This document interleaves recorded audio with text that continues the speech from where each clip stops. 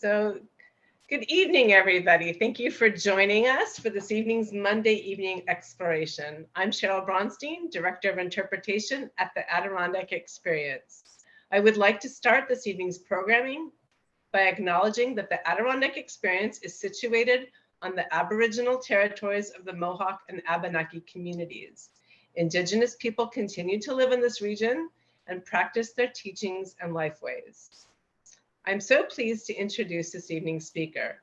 Jeff Hall is an assistant professor in the Department of History at Queensborough Community College, CUNY, where he teaches courses in US history, New York history, and environmental history. Dr. Hall grew up near Plattsburgh, where the region fostered not just a love for the outdoors, but also a passion for history. He attended Binghamton for his undergraduate and master's degree and earned his PhD from Stony Brook University.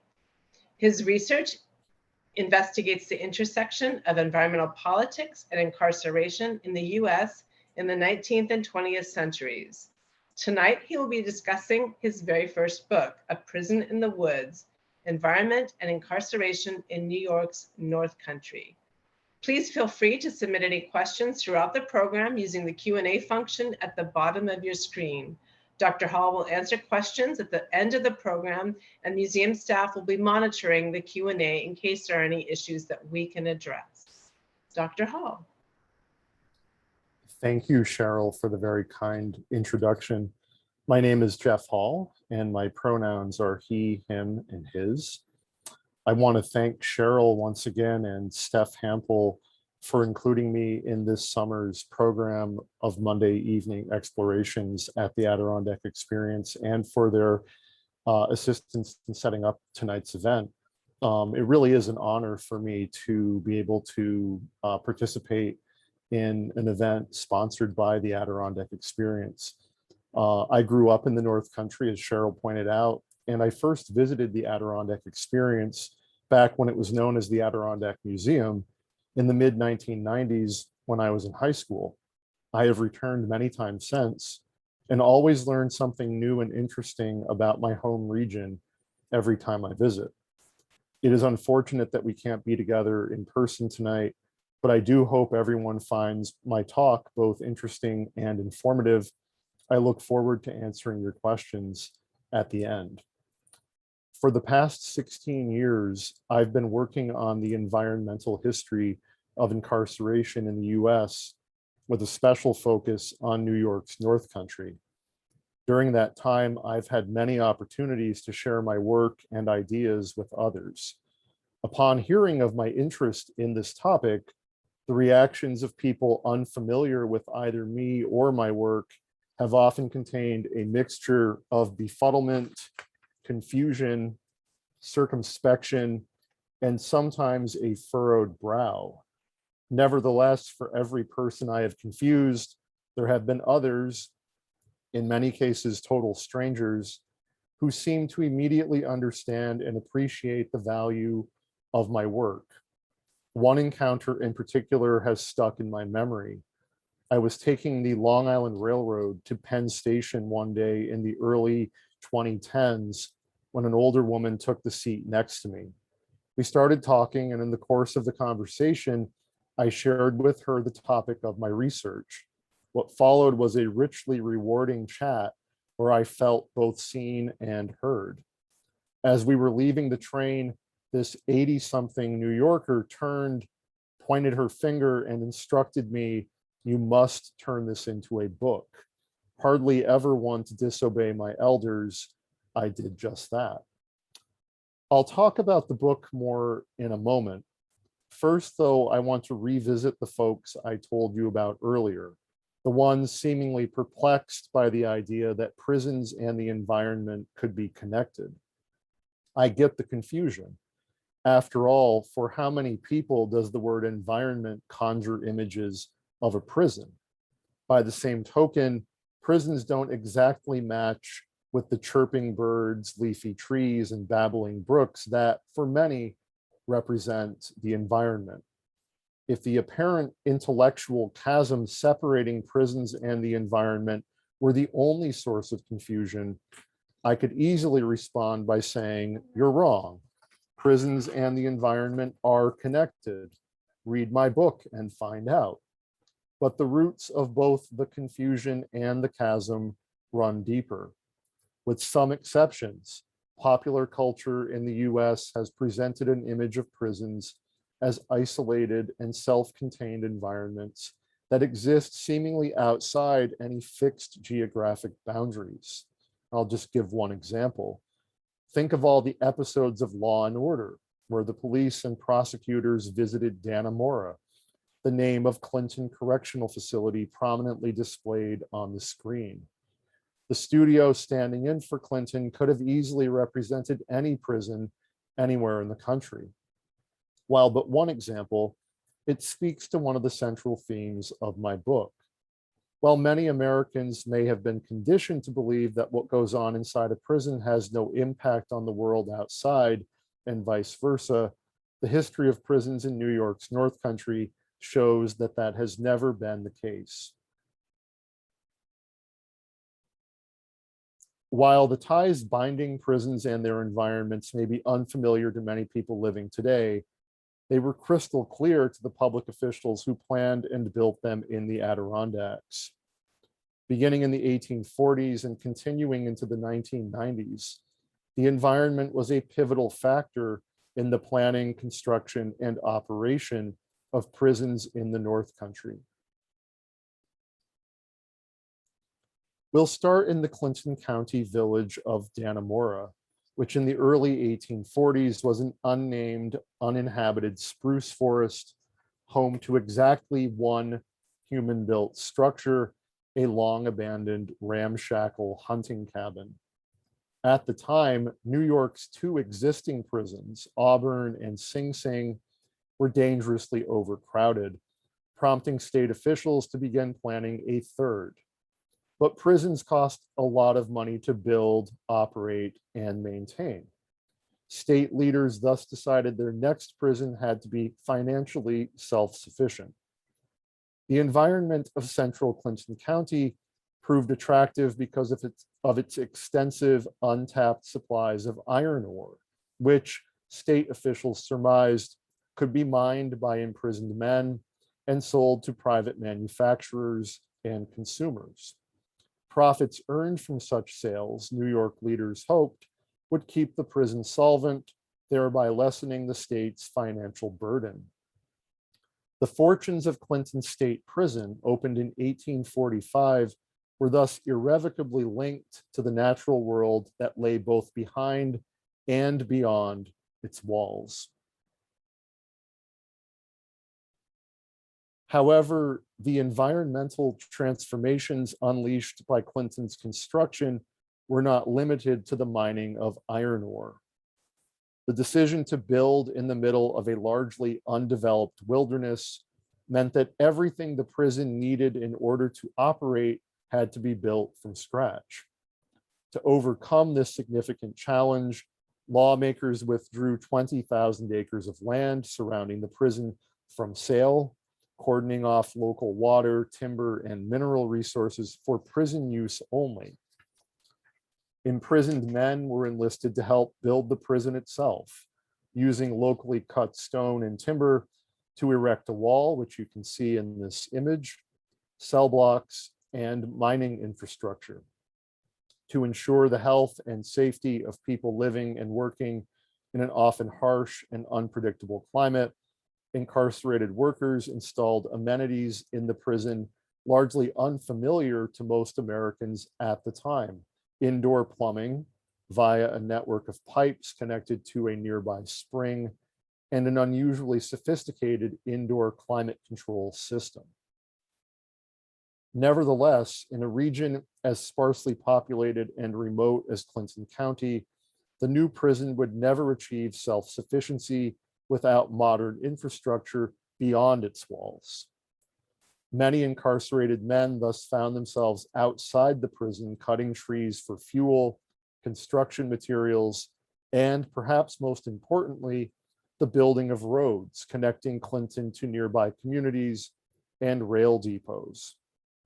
As the population of both Clinton and the surrounding village of Dannemora grew in the 1850s and 1860s, the prison generated significant environmental ripple effects as local farmers and entrepreneurs cleared new planting fields, erected new homes and businesses, and entered into increasingly lucrative business deals with the prison. Unfortunately, revenues earned from the sale of prison-produced shoes, nails, farm produce, and other goods neither matched nor exceeded the enormous costs incurred from constructing the facility, thus preventing Clinton from ever achieving financial independence. However, the experience of building and operating Clinton during its first 2 decades taught state officials an important lesson, namely that the value of prisons and poorly paid incarcerated workers extended far beyond their ability to incarcerate. Correctional institutions, state leaders learned, could be used to jumpstart far-reaching environmental and economic transformations in their host regions. Armed with such knowledge, lawmakers would have little incentive to reduce the state's increasingly heavy reliance on imprisonment as a form of punishment. Fast forward to the early 1970s. New York was facing an economic death spiral. Industries across the state were shutting down. Rising joblessness exhausted state unemployment and public assistance funds. Those who could fled the state in search of jobs and economic stability in the South and West, taking their increasingly precious tax dollars with them.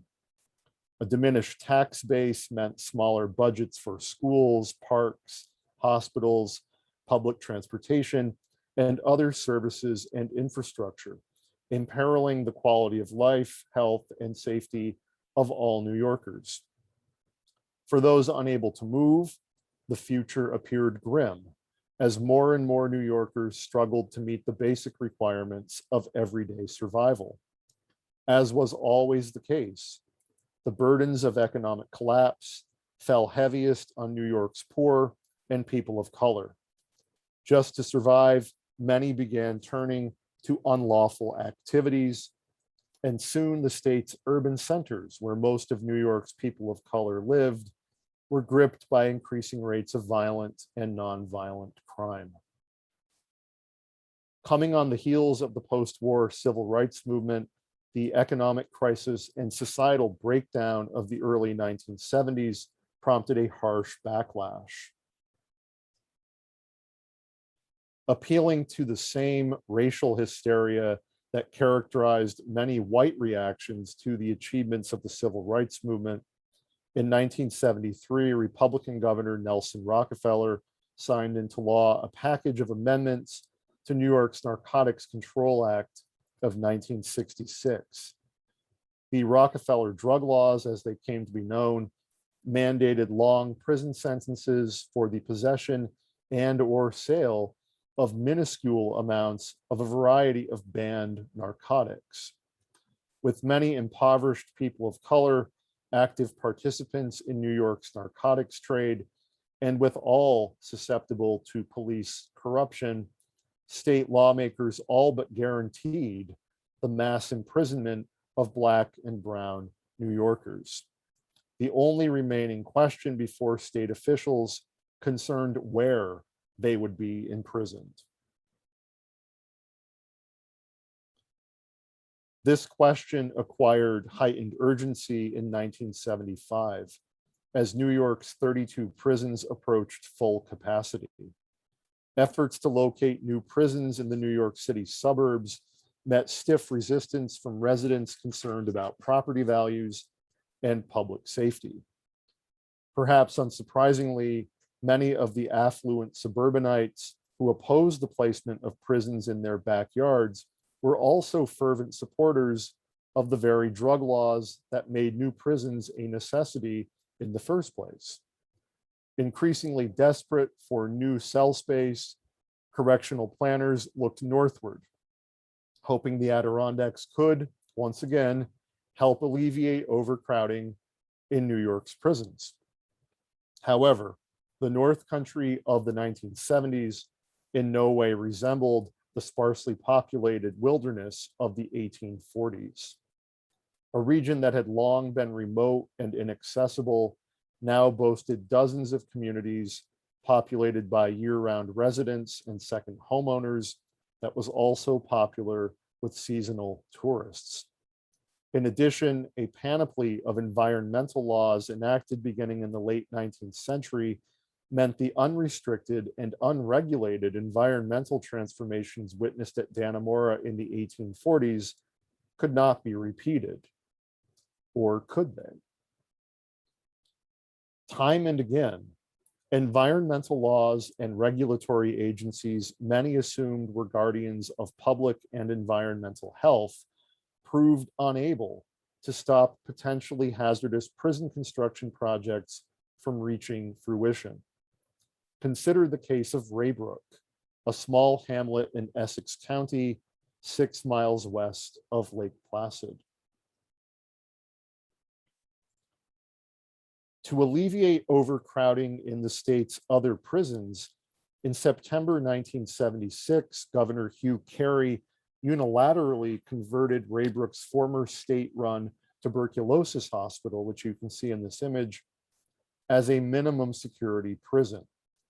The governor took this action without waiting for a legally mandated environmental review of the project by the Adirondack Park Agency, the APA. The APA, founded in 1971, is empowered to regulate building projects in the interests of environmental and public health on public and privately owned lands inside the Adirondack Park. Though its power to oversee projects on state-owned properties like Brook's former TB hospital were limited to what was known as non-binding advisory review, meaning the prison could open regardless of the park agency's findings, this episode demonstrated a significant weakness built into one of the state's most important environmental laws, namely that the state government could effectively sidestep environmental regulation when building on its own land. While the state's conversion of the Brook complex to a prison ultimately posed little harm to the surrounding environment, the same could not be said for the federal prison that opened directly across the road. Governor Carey's conversion of Brook's former TB hospital was the culmination of a months-long struggle for control of the massive 540-acre residential institution. In addition to the State Department of Correctional Services, the Federal Bureau of Prisons, and the Lake Placid Olympic Organizing Committee had also expressed interest in the property. The facility's abrupt conversion as a state prison left unresolved the housing dilemmas facing the Bureau of Prisons, which was struggling to build new cells for an increasing population of men in federal custody, and Lake Placid's Olympic organizers, who needed a single location in which to house more than 1,000 athletes and coaches expected to participate in the 1980 Olympic Winter Games.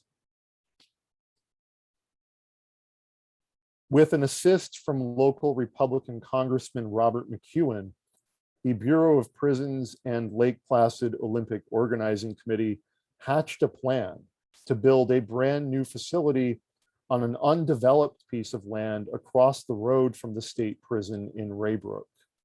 This new complex would solve both bureaucracies' problems by serving first as Olympic housing and later as a federal medium security prison. Unfortunately, no one seemed to know who owned the 155-acre property chosen for construction.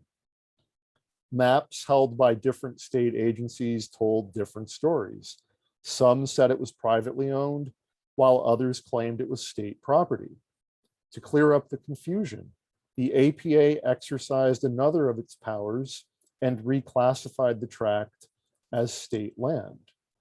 This move, however, exposed the project to a potentially long, drawn-out, and legally binding environmental review by the State Department of Environmental Conservation, the DEC, something neither the Bureau of Prisons nor the Lake Placid Olympic Organizing Committee wanted. Once again, the APA intervened, arguing for a federal takeover of the property. It was going to become a federal prison after all. That would eliminate the possibility of any state environmental review now or in the future. The tract's May 1977 transfer from state to federal ownership for $1 all but sealed its environmental fate. Given a free hand to do as they pleased, federal contractors began tearing down 75 acres of Raybrook's forest in June of 1977. After feeding the cut timber into wood chippers, they proceeded to flatten the deforested terrain through widespread excavation, which this image clearly shows. Heavy rains in August and September 1977 washed hundreds of tons of unsecured wood chips and mud into nearby bodies of water, harming wildlife populations, damaging critical habitat, and befouling local fresh water supplies. Nearby residents vociferously objected to the seemingly unrestricted environmental destruction occurring in their community, but with the property under federal control, there was nobody to turn to. Even the Environmental Protection Agency, the EPA, claimed it had no jurisdiction over a project being built on federal land, arguing that as the future facility's first users, Lake Placid's Olympic organizers were responsible for cleaning up the damage. The environmental destruction was only remediated when the federal government threatened to withhold workers' pay and funding necessary to complete the project in time for the 13th Winter Games in February 1980.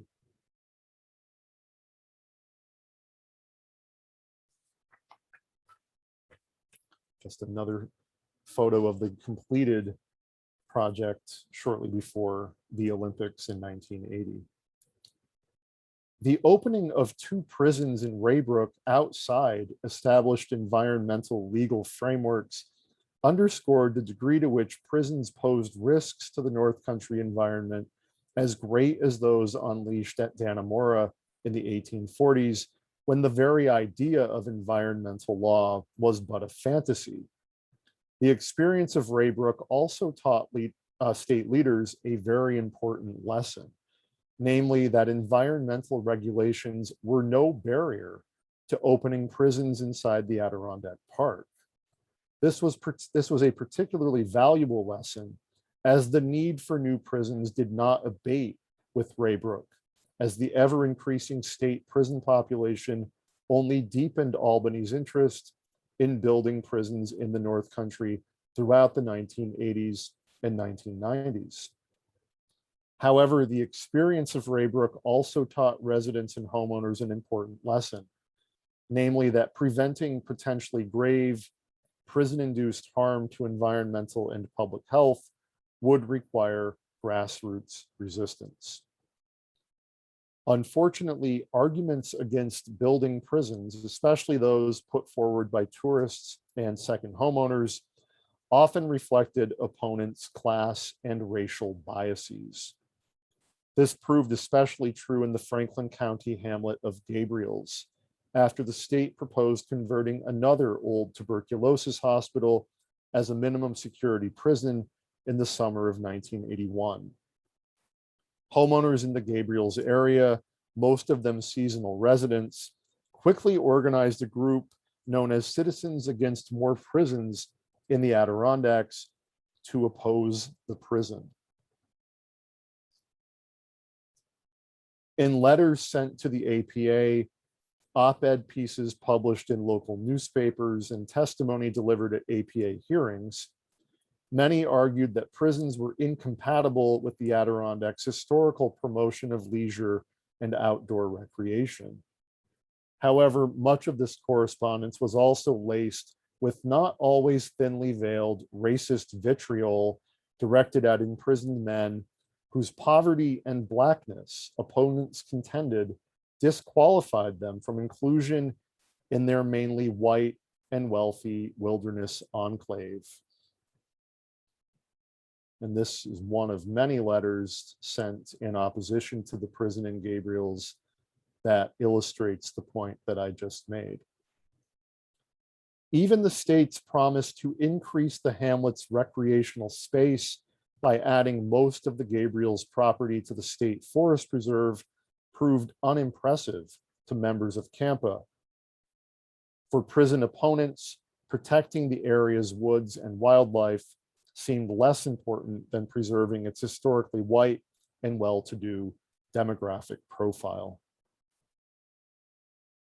Echoes of CAMPA's ultimately unsuccessful campaign to stop the prison in Gabriels could also be heard in the Franklin County village of Tupper Lake, where for nearly 2 decades, town officials determined to bring a prison to the community squared off against nearby residents, mainly seasonal homeowners, equally determined to prevent such an outcome. In the 1980s and 1990s, members of Tupper Lake Concerned Citizens, the group formed to oppose building a prison in Tupper Lake, deployed racially coded messages designed to stir fear in the local population. In letters sent to the APA, op-ed pieces published in local periodicals, and testimony given at public hearings, opponents amplified a commonly held view among racists that most, if not all, imprisoned men of color were carriers of HIV/AIDS, warning that a penitentiary in Tupper Lake could spark a public health crisis far beyond the prison walls. Members of TLCC also predicted that the families of men imprisoned in Tupper Lake might move to the community and disrupt the area's racial and class equilibrium. However, a more diverse local population was not their only concern. Giving voice to another racist stereotype, namely that all urban people of color were unworthy recipients of government-funded public assistance, opponents warned that a larger population of impoverished residents would inevitably lead to higher taxes for the area's white and wealthy homeowners. While TLCC's environmental arguments against the prison, much like those put forth in Gabriels, were couched in racial and class bias, it was ultimately a previously undisclosed threat to local fresh water supplies that scuttled plans to build a prison in Tupper Lake in 1997. I'm going to end by talking about the racial dynamics that structured the conflicts over building prisons and their place in the North Country environment. From the 1970s through the 1990s, both opponents and supporters of the prisons deployed racially inflected environmental arguments to defend their respective positions. While many who resisted the opening of prisons claimed the Adirondack Park could only be used for leisure and outdoor recreation by white and well-to-do people like themselves, those who favored bringing prisons into the park often asserted that the Adirondacks was the best possible place to incarcerate men led astray by the chaotic forces of city life. However, in many cases, local prison opponents did not bother to couch their racism in environmental terms. While prison critics generally confined their racist sentiments to private correspondence mailed to government officials, prison supporters and their allies have usually taken fewer pains to conceal their true feelings. Anyone who has spent time in the North Country knows this. While the Confederate battle flag and other white supremacist imagery have become ubiquitous across the region since 2016, this is nothing new. I'll relate some personal experiences to illustrate. I grew up in the North Country in the 1980s and 1990s. My father, who is in the top right-hand corner of that image, the second person down, right on the right-hand side. My father worked as an officer for the Department of Correctional Services and retired from Clinton after 25 years of service in 1998. So his career with corrections overlaps with the period that we call mass incarceration. The local prison industry was a big part of my family's life. I remember hearing prison employees, including my late father, casually use racial slurs to describe incarcerated people. I recall hearing folks refer to the buses used to transport incarcerated people to and from local prisons as the African Queen, quote unquote. While working at a local steward shop when I was 17 years old, a regular customer who came in for coffee every morning would, as he was stepping out the door, always tell me that he had to go and, quote, pick up his load of coal, unquote. Only after asking my manager did I discover that this man ran a taxi service ferrying the family members of incarcerated people from the Plattsburgh bus terminal to the prison in Dannemora. Finally, not far from where I attended high school in Saranac, there is a cemetery containing the remains of local men who died fighting in the Civil War. When I was in high school in the mid-1990s, Confederate battle flags began appearing on the dead soldiers' headstones.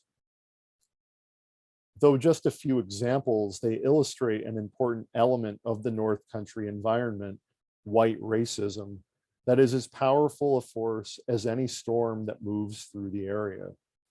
While it is correct that not every correctional employee or person connected to the prison system subscribes to racist ideologies, it is equally true that a good many do hold such views.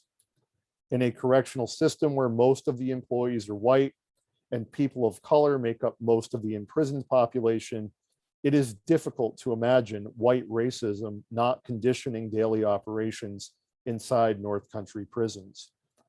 However, as I said before, this is not a new problem.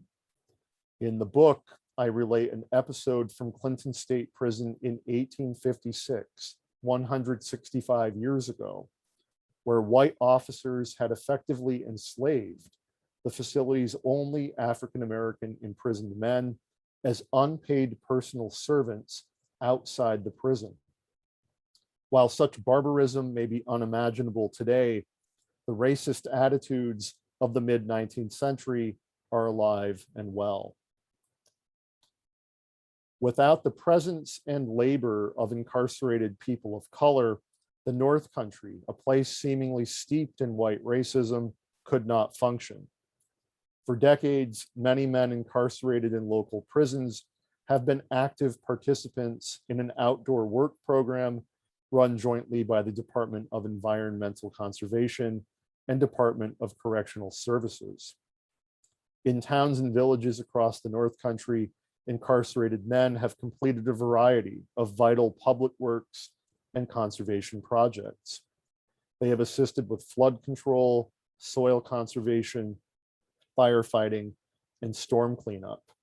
They've built hiking trails, ski trails, parks, and campsites. They've refurbished Boy and Girl Scout camps, government offices, schools, churches, and libraries, among other activities. And they have done this work for sometimes as little as $1 per day.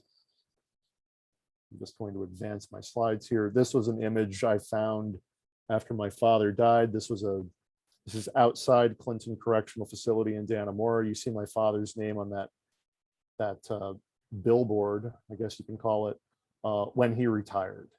This was his reward for his service. And these images, and I apologize for the poor quality of the images, I was unable to secure the negatives or the originals of these photos. These are just two images of incarcerated men who helped build the ice palace for the Saranac Lake Winter Carnival. This is in the late 70s and early 80s. And of course, incarcerated people have been heavily involved in that project for many decades. It is next to impossible to live in or visit the North Country without touching the handiwork of imprisoned men. But for most visitors, seasonal homeowners, and even permanent residents, their labor is invisible. Some may catch a fleeting glimpse of incarcerated men working outdoors from their car window, while others might read about quote unquote inmates fighting a forest fire in a local newspaper without any explanation of how or why they are engaged in such work. In either case, the opportunity for critical inquiry passes as quickly as the car speeds by or the page of the newspaper turns. This year marks the 50th anniversary of the creation of the Adirondack Park Agency, surely an important moment in local history that is receiving the attention it deserves. But this anniversary, like others before it, reinforces a narrative that is exclusionary at best and at worst historically inaccurate. While the efforts of conservationists and preservationists and environmentalists, predominantly white and well-to-do men, to protect the Adirondacks are worthy of recognition, much of the work of building, maintaining, and preserving the North Country environment has historically been left to imprisoned men, and many of them men of color. Knowing that many of these men were incarcerated for non-violent economic offenses, their poorly paid work in the Adirondacks, even if voluntary, looks and feels like exploitation. So while the creation of the APA marked a critical shift in land use planning in the Adirondack Park, incarceration has played a far more pervasive role in shaping and reshaping the Adirondack landscape, and for far longer. If you recall, this historical phenomenon of prison labor in the Adirondacks began in the 1840s. In addition to being the much touted birthplace of American conservation, I think it's important that we reconceive of the Adirondacks as a Black and brown landscape. The commemorative landscape of the North Country is chock full of memorials to conservationists. And you can see here what I mean by anniversaries. These two tablets near White-Faced Mountain in Wilmington commemorating the 50th anniversary of the creation of the Forest Preserve in 1935, and then the centennial of the same event in 1985. There are lots of memorials to military strategists, right? Benedict Arnold near Lake Champlain, and even fictional deep sea monsters get their own markers. But where are the monuments to the young, impoverished Black and brown men caught up in a wave of racial hysteria that dropped them in the mountains and forests of the Adirondacks? Why is this part of local history seemingly not worthy of recognition? Why is it so difficult for so many to talk about? I hope that in time, the environment that incarcerated people made and continue to make in the Adirondacks will be as recognizable to residents and visitors as the region's many lakes, rivers, mountains, and prisons. Thank you very much.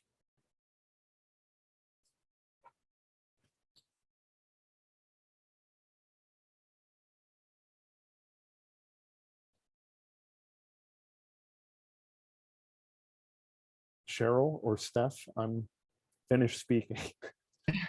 We've had a lot of questions come in, Jeff, and I actually was hoping that you would be able to take on most of those questions live. They were all questions that we could not actually we couldn't address ourselves. So please feel free. If you've got any trouble accessing them, just let me know. Should I take a look at the Q&A? Yeah. Okay. So I see one here. Did any prison have any connection with the Civil War? Well, certainly I could just say the prison in Dannemora, Clinton State Prison, opened before the Civil War happened. And what I can say about that, because the first chapter of my book looks at the first 20 years of Clinton's existence, resources for two purposes were diverted because of the Civil War, right? So resources that were necessary to continue building the prison were diverted to provide financial support for the state's troops, the militia soldiers who were raised and then sent to fight in battle. And the funds available to a group called the Prison Association of New York, which today is called the Correctional Association of New York. That organization began doing annual inspections of state prisons in the mid 19th century, in 1844, 1845. And their funds dried up when the Civil War started, and they were unable to perform the annual inspections that they had performed previously. So I guess that's how I would answer that question. It's really financial when we think about the Civil War's impacts on Clinton State Prison, which was the only prison in this area at that time. I see Willard on your map. Was it a prison before it became a state hospital? Okay, I'm just, this looks a little, I got to move the screen a little bit here.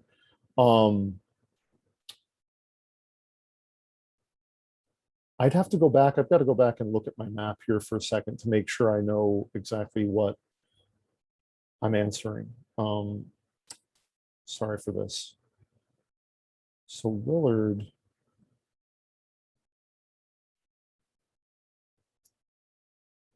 I don't want to give an answer that's not correct. I can't answer that question. I apologize for that. That's outside my current knowledge base. Sorry for that. Okay, so this question from Diane Milhan. Would you comment on the use of Dannemora Clinton State Hospital as a transfer location for tuberculosis patients who were inmates in Sing Sing when they became sick or when TB progressed? I'm especially interested in 1910 to 1920. I can certainly talk about that in broad terms. So the state absolutely did open a special tuberculosis hospital at Clinton State Prison, designed to both incarcerate and treat men convicted of offenses for this dread disease, tuberculosis. And I would say that this was part of sort of a historical phenomenon that was common in the North Country at that time. Many of you listening to my talk this evening may already know about Saranac Lake's history as a place where people, especially people from cities, traveled to beginning in the late 19th century to recover from tuberculosis, which was one of the #1 causes of death in the US at that time. And so you can actually go and visit well, you can't visit, but you can drive past the state prison in Dannemora today, and the large castle-like structure that's there, visible from the road. It was at one time the tuberculosis hospital that, of course, was designed to serve incarcerated people who were suffering from that disease. And the question contains some facts that I think are probably self-explanatory, that at first this facility was designed to accept incarcerated people who were originally held at Sing Sing. So thank you for the question. Let me see here. Okay. Nancy Germano, I know her. Hi, Nancy. Thank you for the kind words on the talk. So Nancy says she's teaching a course this fall on freedom and movement in the transatlantic world. That sounds like a great class. And we will discuss the interconnected relationship between slavery and freedom. In other words, our understanding of freedom can be derived from unfreedoms, whether traditional or modern slavery, and the legacy of slavery is seen in modern imprisonment. I plan to incorporate environmental concepts into the course. That's really good. I'm wondering if you explored and see connections between slavery, imprisonment, and the environment. Well, I think absolutely. And I think if you want to sort of think about what I talked about during my presentation, the outdoor prison labor that was so vital both to the construction of prisons like Clinton, but also became vital to the communities where prisons were built. I think you can absolutely make those connections, right? As I pointed out, and this has sort of become my cause now, is showing how the prison labor programs that were started at Clinton, at least in this area, and then accelerated in the 1970s, 80s, and 90s at the other prisons that were built in the region, how the labor of primarily people of color, primarily poor people, was essential to keeping the Adirondacks, keeping communities, keeping built environments, unbuilt environments in good working order. And as I pointed out, in many cases, incarcerated workers are paid very little, sometimes $1 a day. They're performing very difficult outdoor manual labor, sometimes out in the hot sun or in the frigid cold. And their work in many cases is taken for granted. There are many people I've talked to since I began this project who grew up here who didn't know about the fact that incarcerated labor played such an important role in public works projects and conservation projects across the region. And so absolutely, I think if you look at the pervasiveness of these projects over the decades, even centuries, look at the different places where these projects were performed, where this work was done, and then consider the exploitation that I mentioned before, the low pay that the individuals made, and the conditions, the political and social conditions that sort of landed them in prison in the first place. I think you can definitely make those connections. They're maybe not perfect, right? Because slavery and imprisonment were, two different legal and sort of political and social systems. But I guess you could say the comparisons I think would be apt for students to think about. So thank you. Do you think that, Anthony Antonucci, thank you for the question. Do you think that privatized prisons will ever be built in the Adirondacks in the future? Very good question. I've actually, in the past, I might have just said, well, no way, right? First of all, the state doesn't allow private prisons. New York State doesn't allow those. And so my automatic answer in the past might have been no. But as we know from the past, year and a half of the pandemic and the attendant uptick in unlawful activity that we've seen in places like New York City, where I lived for 10 years and where I'll be returning at some point, and in other places in the United States. It's quite possible that prisons that have been closed could at some point in the future be needed again. I've had this conversation with several other folks who've asked me about it. And privatized prisons, well, we could see a political shift in the state of New York. We could see, if you're following the news, I'm sure you all are, we could see a very interesting gubernatorial race next year, a very interesting mayoral race shaking up in New York City. And the political winds could shift enough that I would say stay tuned. I wouldn't rule anything in or out. It's an interesting time we're living in because it does bear some connection to social and political problems that we witnessed half a century ago. So a very good question. Thank you. From Brent Glass, were you able to interview formerly incarcerated individuals? I did talk to some formerly incarcerated individuals, none of whom wanted to be quoted in my work, and I respected their choice. And in fact, most of them were individuals who had been imprisoned in Dannemora at what is now called Clinton Correctional Facility. And they had some very interesting and really, I'd say, really reflective and sort of thoughtful comments about their experience in the state prison in this region.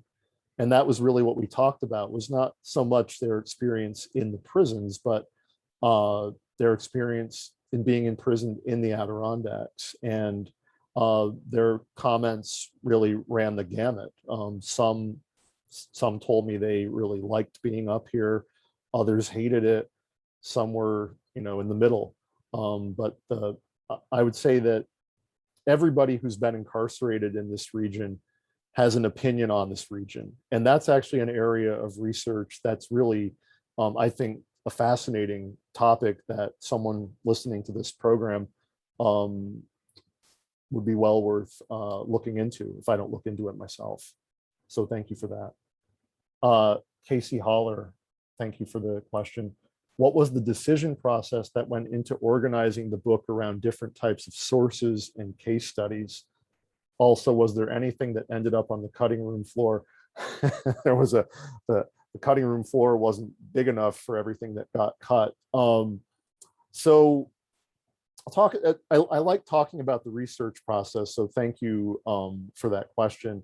So I'll be honest. When I started this project, I knew that there were prisons in this area besides Clinton, but growing up here, living here, I really didn't know anything about their history. I knew they were here. I didn't know how they got where they were built. I didn't really know much about them at all. So I began by sort of scouring local periodicals to sort of establish a narrative.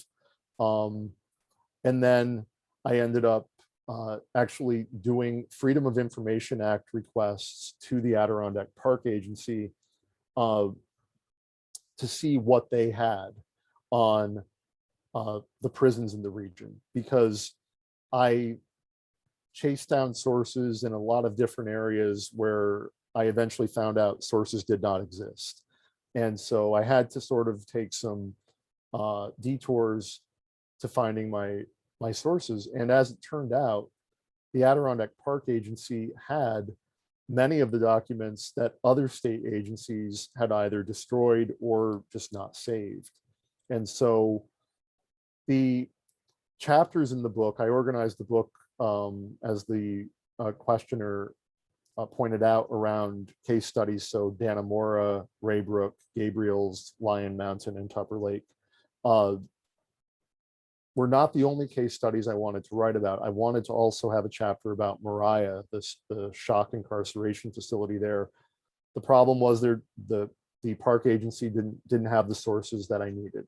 The other chapters that I write that are in the book, there were almost too many sources. So just to give you a sense, just to answer the question about the cutting room floor, the second chapter of this book, if any of you read it, was originally cut down from 172 pages. That's how long the chapter was. And I got some very good advice from my professors that could not ever be a book chapter. So lots of stuff ended up on the cutting room floor, for sure. And I think that really, I think anybody who does historical research and writing knows the pain involved with especially cutting out stuff that you think is important and is really good. So Lynn Faruja, thank you. Hope I didn't mispronounce your name. Is it true that they send the most dangerous prisoners from New York City the furthest north?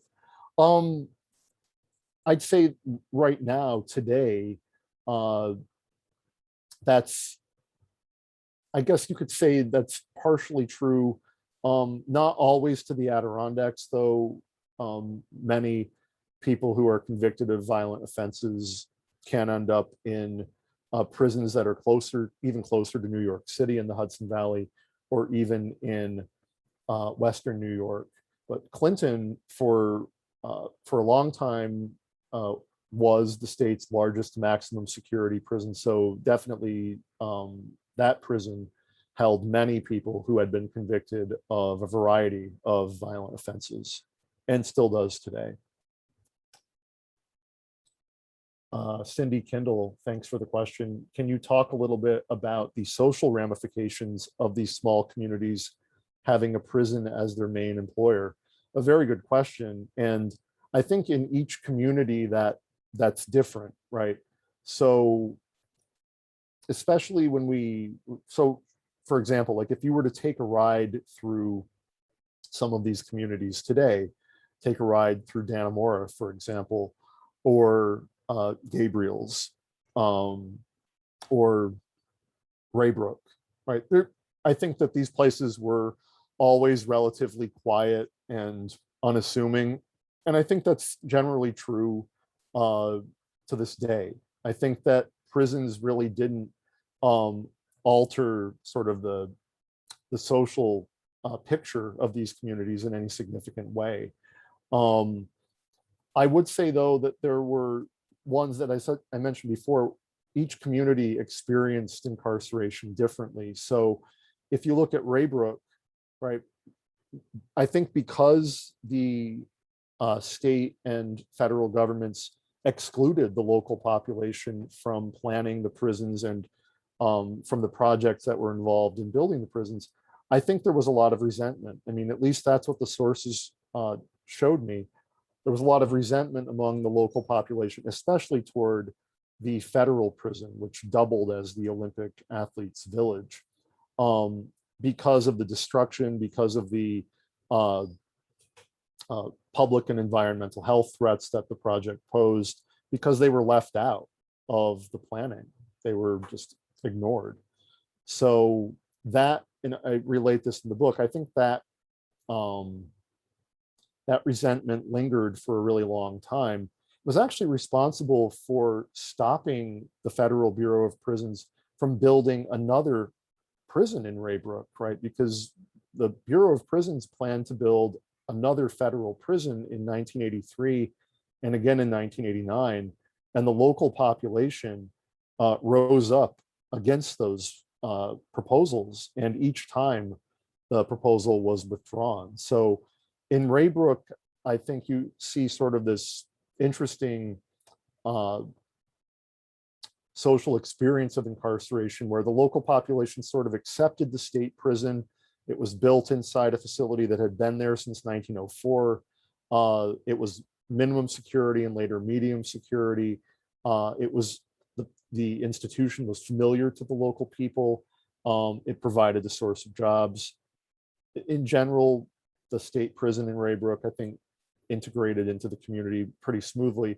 The federal prison, on the other hand, which was just across the road, not so smooth.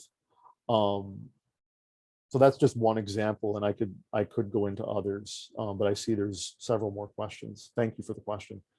John Anzalone, very good friend and another author of Adirondack history. I would be remiss if I didn't point out John Anzalone's excellent book, Battles of the North Country, which I gave a very close read this summer, and I encourage everyone to pick up an excellent book that looks at recreational development in the Adirondacks in the 20th century. A really great book. What are the advantages and challenges of writing about a topic that you have deep personal connections to? I guess the advantage, that's a very good question. The advantage, I would say, is that I have an interest in the topic. I'm not writing about something that I'm just trying to finish to to keep my job or something along those lines. I actually have a deep and abiding interest in what I'm working on. And I will say that was not always the case. I mean, when I started graduate school, I had no inkling that I was going to work on incarceration as a dissertation topic, and certainly never planned to work on this for my profession as part of my professional career. So in that sense, my interest in the topic, I think, sort of developed over time. And luckily it stuck with me. Obviously, there are challenges involved in researching a topic that's so close to home. And I'd say the biggest challenge comes from the fact that many people that I know, many people even in my own family, people I went to school with growing up, depend heavily on their jobs in corrections for their survival.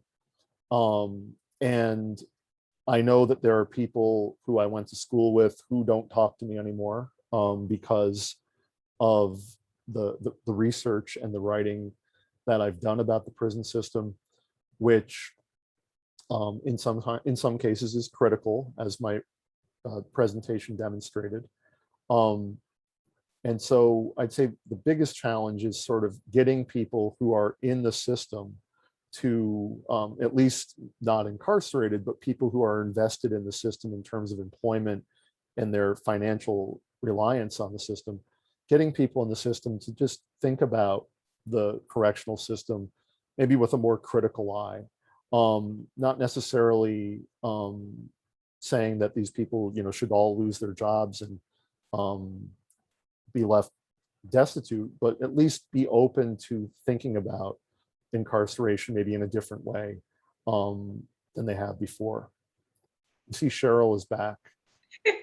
Yes, unfortunately, I am the keeper of the clock, and I know really great questions. We have recorded those questions that were not able to be answered, and we will work with Jeff to make sure that that we can somehow address those. So this was just such an excellent program. I do want to thank you all very much for joining us this evening, and I very much want to thank Jeff. This was an incredibly important and compelling and engaging presentation, and I think it's one that certainly gives all of us who live in this region a great deal to think about. I do want to let people know about a couple of things that are coming up soon at the museum. Later this month on August 28th, we have the return of our in-person Mohawk and Abenaki art market. Also, next week, our Monday evening exploration will be back in person at the museum.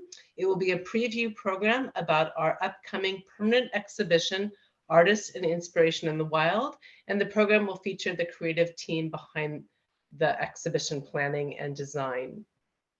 And this week, we have one more in our free Wednesday evenings at the museum program. All of the details about these programs coming to the museum, also some upcoming Zoom programs are available on our adkx.org website. So thank you again very much, Jeff. Thank you to everybody for joining us this evening. And we hope everybody stays safe wherever you are, and look forward to more discussion on this important topic. So thank you, Jeff. Thank you. Good night. Good night.